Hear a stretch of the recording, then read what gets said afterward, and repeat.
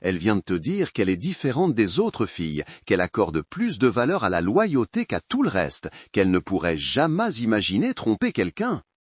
Et tu es là, hochant la tête, voulant y croire, pendant que chaque cellule de ton corps hurle que quelque chose cloche. Mais tu l'ignores parce qu'elle est belle, parce que tu es seul, parce que tu penses que cette fois-ci, ce sera différent. Laisse-moi te dire un truc qui t'épargnera des années de douleur. Quand une femme doit te dire qu'elle est loyale, elle t'a déjà montré qu'elle ne l'est pas.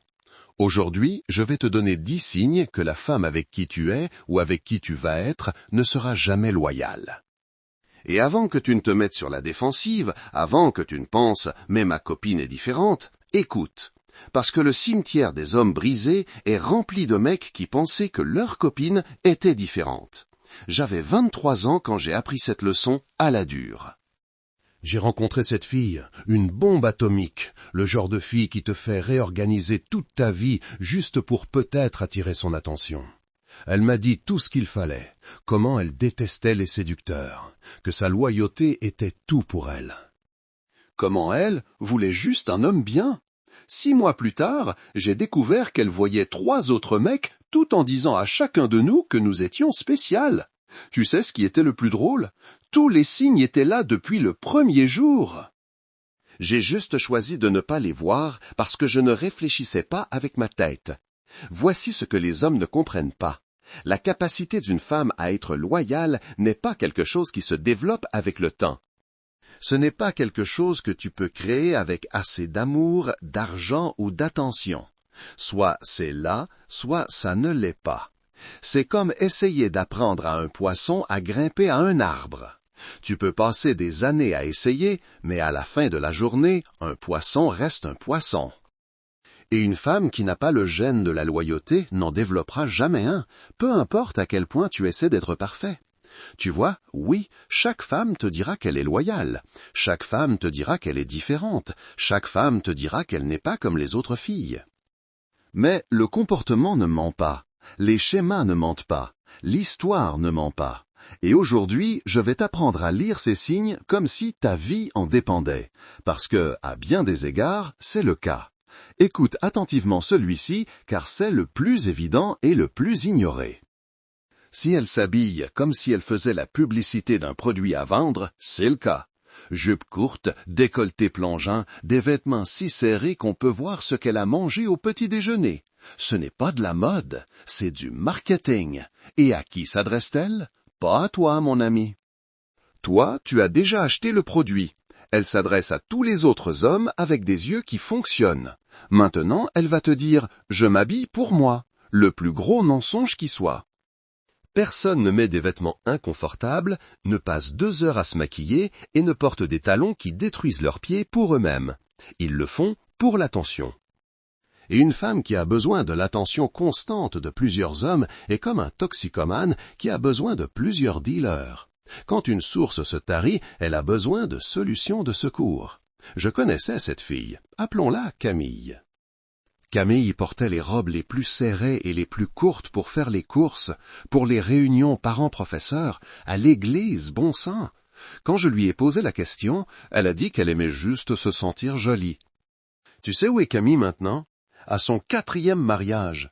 Elle a trompé chacun de ses maris parce que l'attention d'un seul homme n'était jamais suffisante. Elle avait besoin de toute l'attention, tout le temps. La même chose vaut pour les réseaux sociaux. Si son Instagram ressemble à une bande-annonce pour OnlyFans, si elle poste des photos aguicheuses alors qu'elle est en couple, si elle répond à chaque message privé de mecs au hasard avec des emojis cœur.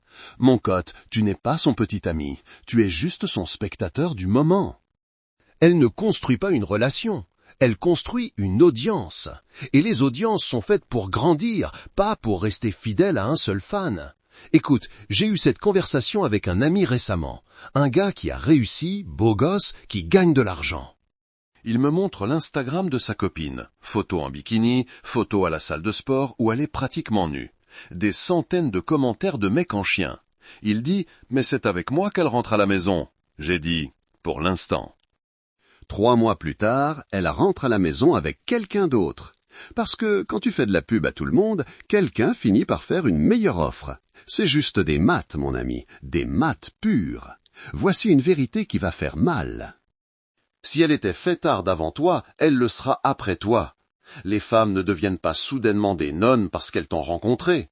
Cette fêtarde qui fermait les boîtes de nuit chaque week-end, elle ne s'est pas transformée en femme au foyer parce que tu es spécial. Elle a juste appris à mieux le cacher.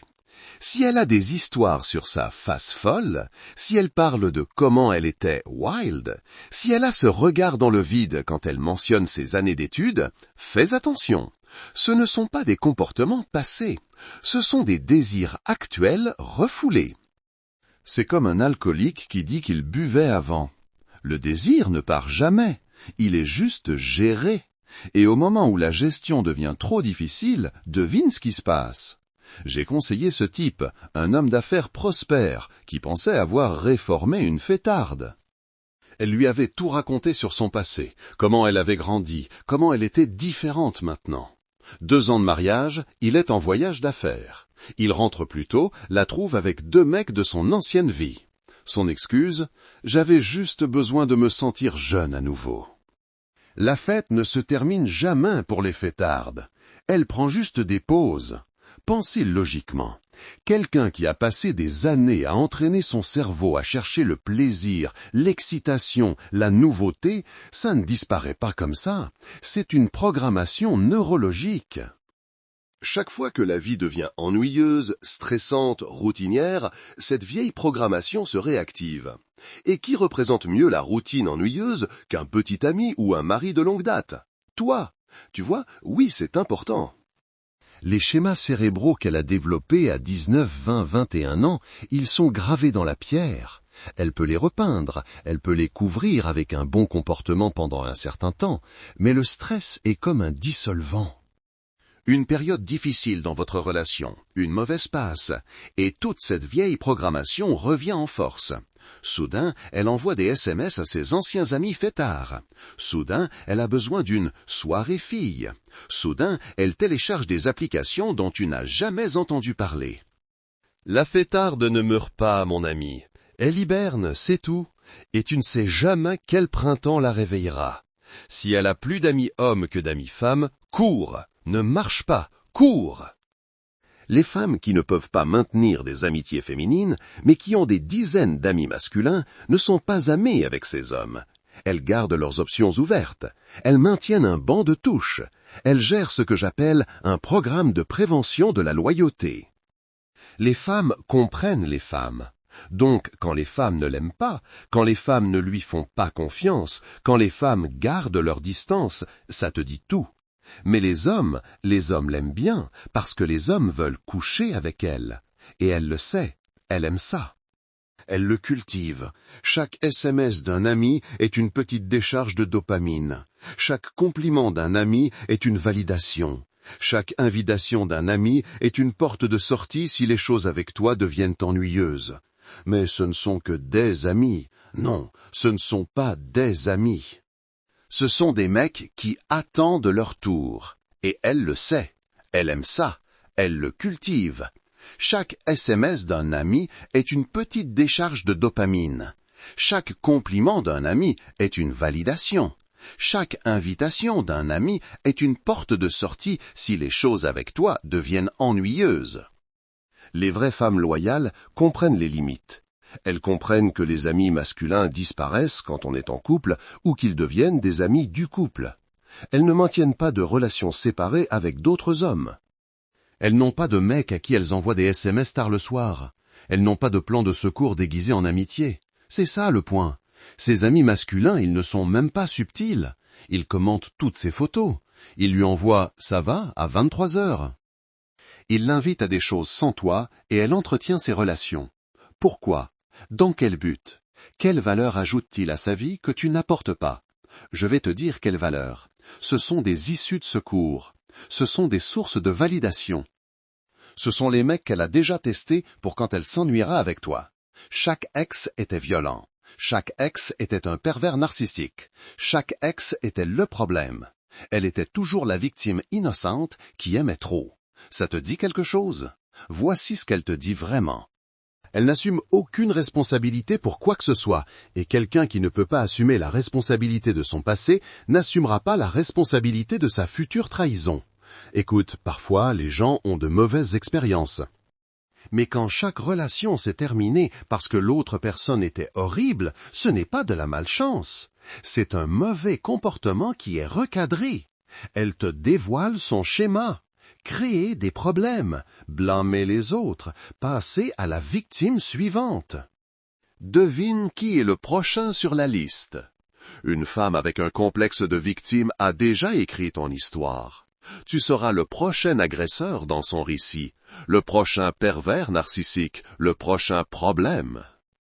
Et quand elle te trompera, ce sera de ta faute pour ne pas lui avoir donné assez d'attention, assez d'amour, assez de tout ce qu'elle décidera qu'elle avait besoin ce jour-là. J'ai vu ça arriver à mon cousin. Sa copine avait 3 ex violents. Lui, il allait être différent. Il allait lui montrer le vrai amour. 2 ans plus tard, elle racontait à tout le monde qu'il la maltraitait psychologiquement pendant qu'elle couchait avec son meilleur ami.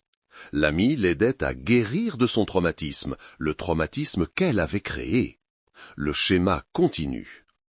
Elle a besoin de drames constants, d'excitations constantes, de pics et de creux émotionnels constants. Quand les choses sont calmes, elle crée le chaos. Quand les choses vont bien, elle trouve des problèmes. Elle ne peut pas simplement exister. Elle a besoin de tout ressentir à une intensité maximale tout le temps. Ces femmes voient la tromperie comme une autre source d'excitation. Les cachotteries, le danger de se faire prendre, le frisson de l'interdit, tout cela n'est qu'un apport émotionnel. Tu pourrais être le petit ami parfait, elle te tromperait juste pour ressentir quelque chose. Pas parce que tu manques à tes devoirs, mais parce que sa régulation émotionnelle est brisée. Tu sais comment repérer ça. Regarde comment elle gère la paix. Peut-elle profiter d'un dimanche tranquille? Peut-elle passer une semaine normale sans créer de drame? Peut-elle être heureuse sans événements extrêmes? Si la réponse est non, elle finira par créer ses propres événements extrêmes.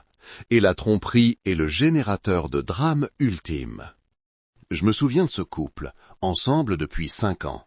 Le gars était solide, stable, pourvoyant à tout. Elle l'a trompé avec son coach sportif. Quand on lui a demandé pourquoi, tu sais ce qu'elle a dit? Je me sentais morte à l'intérieur. J'avais besoin de me sentir vivante. C'est de l'extrémisme émotionnel. Et ce n'est pas traitable en étant un meilleur petit ami. Crois-moi, ces femmes, elles sont accros au chaos. Elles ont grandi dans le chaos. Elles sont à l'aise dans le chaos. La paix leur semble être la mort. Alors, elles détruiront la paix à chaque fois. Elles chercheront la dispute pour un rien. Elles créeront des problèmes là où il n'y en a pas. Elles fabriqueront du drame parce que le drame est leur oxygène. Et quand le drame ordinaire ne suffit plus, c'est là qu'elles passent à la tromperie. C'est juste une autre dose de leur drogue de prédilection, l'intensité émotionnelle. Elle ne respecte pas les petites limites, donc elle ne respectera pas les grandes. Elle fouille dans ton téléphone, mais ne te laissera pas toucher le sien. Elle flirte avec d'autres hommes, mais devient jalouse si tu parles à des femmes. Elle établit des règles pour toi qui ne s'appliquent pas à elle. Ce ne sont pas des bizarreries, ce sont des défauts de caractère. Les limites sont comme des entraînements pour la loyauté. Si elle ne peut pas respecter « n'envoie pas de SMS à ton ex », elle ne respectera pas « ne couche pas avec d'autres hommes ». Si elle ne peut pas respecter « ne flirte pas avec mes amis », elle ne respectera pas « ne trahis pas notre relation ». C'est le même muscle, juste des poids différents. Observe comment elle gère toute limite que tu fixes. La respecte-t-elle? La teste-t-elle? L'ignore-t-elle? La retourne-t-elle contre toi? Sa réponse aux petites limites te dit tout sur la façon dont elle gérera la grande. Restez fidèle. Elle est allée trop vite, a dit « je t'aime » trop tôt. A voulu emménager immédiatement, a agi comme si vous étiez ensemble depuis des années après quelques semaines. Ce n'est pas de la romance, c'est de l'instabilité. Les femmes qui s'attachent instantanément se détachent aussi instantanément. Elles ne tombent pas amoureuses de toi. Elles tombent amoureuses de l'idée d'être amoureuses. Ces femmes ne savent pas être seules. Elles sautent de relation en relation comme sur des nénuphars. Il y a toujours un chevauchement. Elles ne sont jamais célibataires. Elle ne quitte pas un homme avant d'en avoir un autre en vue. Et devine quoi? Pendant qu'elle est avec toi, elle cherche déjà le prochain nénuphar. Les femmes loyales prennent leur temps. Elles construisent lentement. Elles ont des normes et des limites. Elles ne tombent pas simplement dans des relations, elles les choisissent.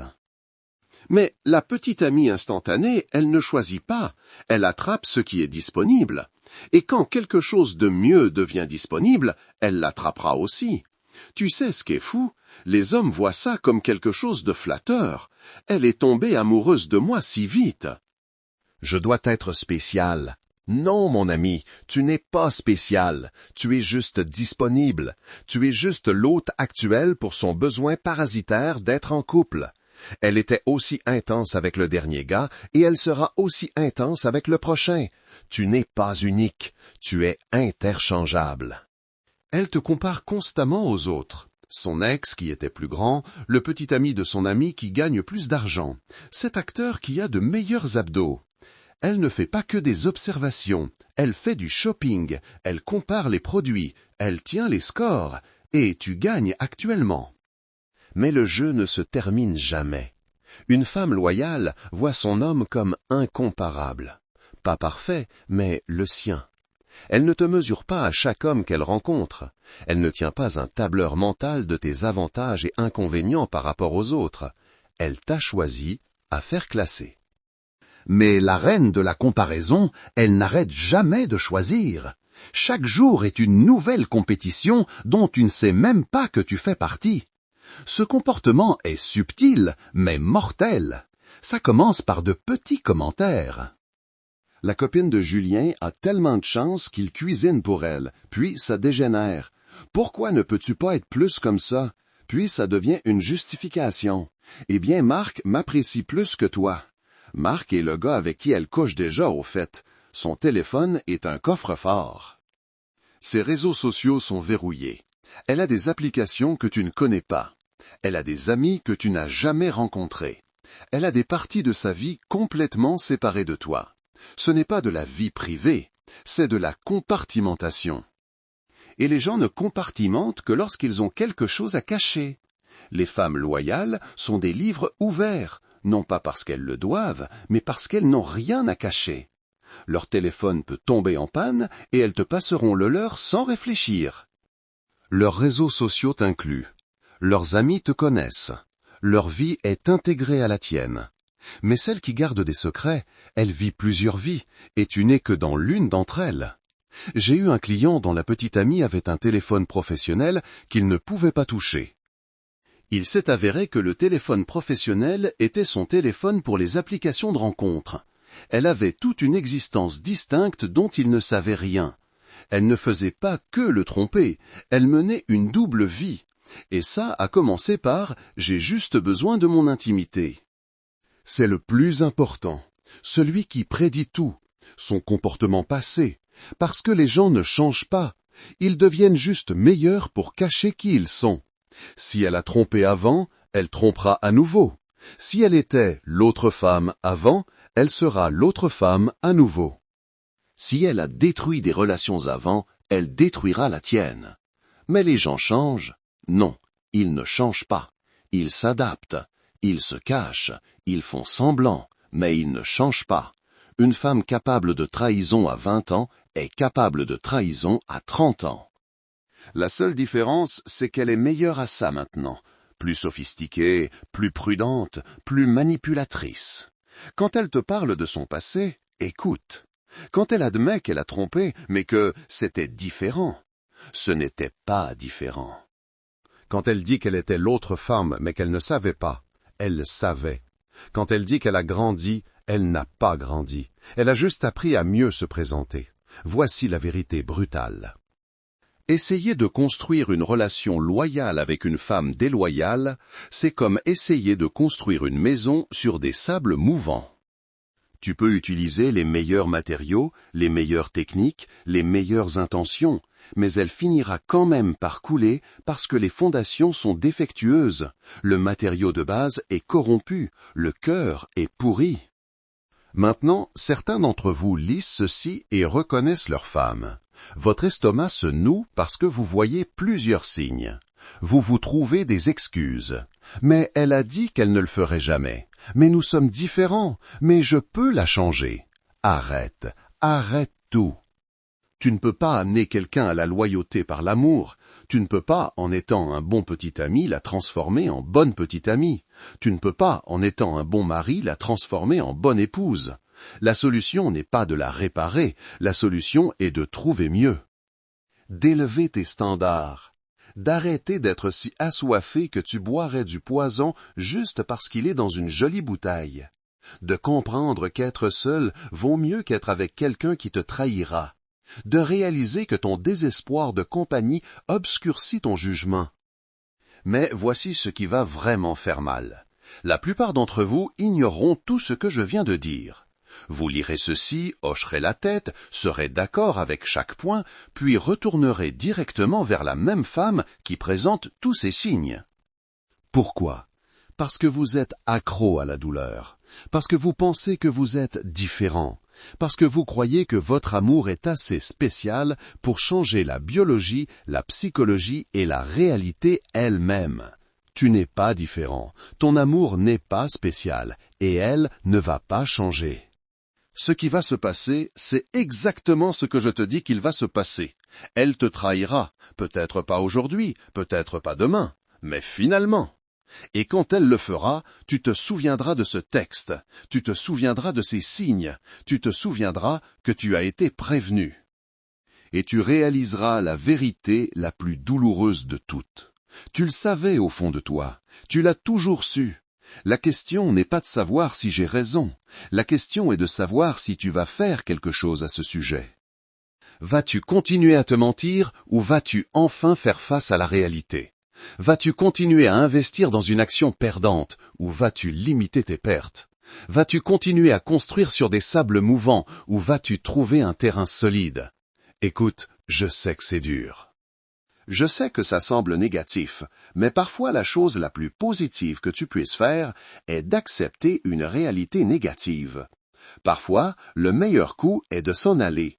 Parfois, la plus grande victoire est d'éviter une défaite garantie. Tu veux connaître le vrai secret pour trouver une femme loyale. Arrête de chercher des femmes qui ont besoin d'être convaincues d'être loyales. Arrête d'essayer de réformer l'irréformable. Arrête de croire que ton amour est un centre de réhabilitation pour femmes brisées. Au lieu de cela, cherche des femmes qui sont déjà loyales, qui ont toujours été loyales, qui ne savent pas être autre chose que loyales. Elles existent, mais elles ne sont pas dans les boîtes de nuit. Elles ne sont pas sur Tinder. Elles ne postent pas de photos aguicheuses sur Instagram. Elles vivent des vies tranquilles, stables, ennuyeuses. Et elles ne t'intéressent pas parce qu'elles ne te donnent pas ces montagnes russes émotionnelles. Elles ne te donnent pas l'impression d'être dans un film. Elles n'activent pas ton complexe du sauveur. Tu es attiré par le désastre parce que la stabilité te semble être la mort. Tu es attiré par le chaos parce que la paix te met mal à l'aise. Tu choisis des femmes qui te feront du mal parce que la douleur ressemble à de la passion. Et jusqu'à ce que tu règles ça en toi, tu continueras à mal choisir, à te faire trahir, à répéter le même schéma avec des visages différents. Les signes que je t'ai donnés aujourd'hui sont ta carte pour sortir de ce labyrinthe. Utilise-les ou non, mais ne dis pas que tu n'as pas été prévenu.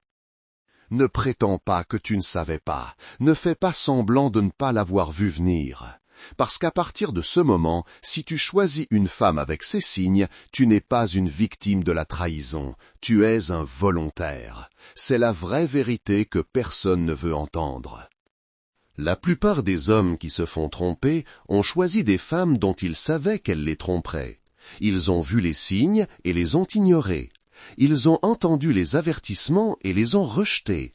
Ils ont senti les drapeaux rouges et les ont repeints en vert. Puis ils font les surpris quand le prévisible se produit. Arrête d'être surpris par le prévisible. Arrête d'être choqué par l'évidence. Arrête d'être blessé par l'inévitable. Soit tu choisis mieux, soit tu acceptes que tu choisis la douleur. Mais quoi que tu fasses, arrête de prétendre que tu n'as pas le choix, parce que tu l'as toujours eu, tu ne voulais juste pas le faire. Maintenant tu sais, maintenant tu ne peux plus ne pas savoir, maintenant tu dois décider. Vas-tu continuer à faire les mêmes erreurs en toute connaissance de cause? Ou vas-tu enfin choisir différemment? Le pouvoir est à toi, la responsabilité est à toi. Les conséquences, quoi que tu choisisses, sont à toi. Choisis judicieusement. Ton futur toi te regarde. Coucou tout le monde! Je suis très curieux de savoir de quel coin du monde vous nous écoutez aujourd'hui. Dites-le moi dans les commentaires. Et d'ailleurs, qu'avez-vous pensé de cette histoire? A-t-elle résonné en vous? J'adorerais lire vos impressions. Où que vous soyez, je vous envoie plein d'ondes positives et j'espère de tout cœur que vous et vos proches êtes en paix et en sécurité. Prenez bien soin de vous. Enfin, si vous aussi vous avez une histoire incroyable, une anecdote touchante ou une expérience à partager, n'hésitez surtout pas à la raconter ci-dessous. Cet espace est aussi le vôtre et nous avons hâte de vous lire.